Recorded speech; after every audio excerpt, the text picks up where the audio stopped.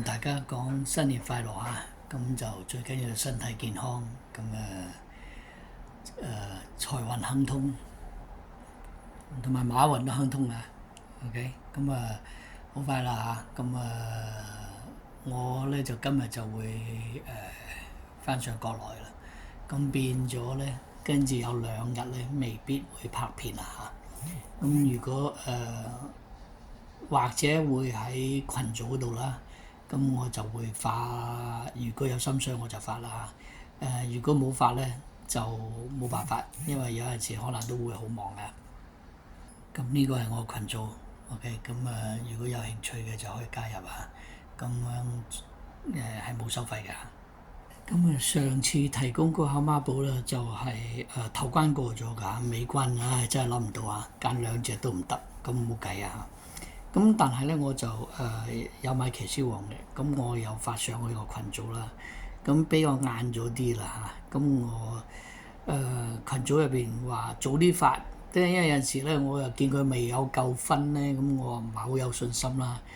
咁我第二次如果係有心水，我就會係早少少發啦嚇。咁呢個我上次發咗上去，但係都比較晏啲啦。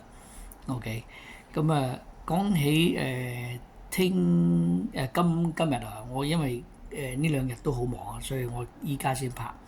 咁咧我就會係介紹第3場嘅。第3場咧就即係赤海咧就潘頓嗰隻啊，就變成大熱嘅。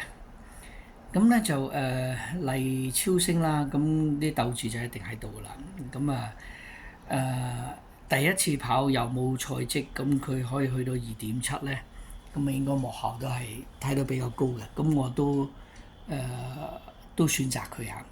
咁第2隻咧，因為但係有陣時都唔一定啊嚇。咁呢場馬咧就都有好多新馬啦。咁其他嗰啲贏你都唔定㗎嚇。即係對上嗰次就試過啦嚇。潘頓嗰隻大熱，跟住就係都係第一次跑嘅，佢成10幾倍。咁都有咁嘅情形㗎嚇。咁如果有呢啲情形冇辦法啦，因為冇可能全部買晒嘅。咁第2隻咧我就揀多隻㗎啦。咁你就揀咗超寫意，咁就係姚本輝啊，呢隻馬咧排第5檔嘅。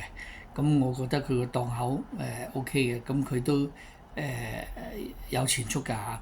咁理論上咧都有機嘅，OK，咁所以就揀2隻就應該都幾穩陣㗎啦。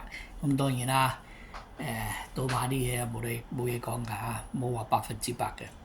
咁咧就第4場咧，我又係揀2隻。咁一隻咧就係大千紅心啦，因為方嘉柏咧，我諗佢都唔會放棄嗰個冠軍練馬師㗎啦，咁佢會去嘅。咁呢隻馬咧，上次就俾咗布文啦，咁可能磅重啦，咁樣跑得近，咁所以可能佢都係搏一搏，減5磅，睇會唔會好啲啦。咁而且佢排第3檔啊，如果佢走位靚，唔會坐博士嘅話咧，都好大機㗎啦。咁但係我都係驚啦，咁所以又揀多隻嘅。咁揀多隻咧就係、咁我揀隻愛心波，咁田泰安啦。咁我實際上我同佢都唔係好中意佢嘅，因為大熱佢係實係唔掂㗎啦。好即係好牙煙。咁佢依家呢次咧就唔係大熱啦，咁大千紅心已經係孭咗啲飛嘅。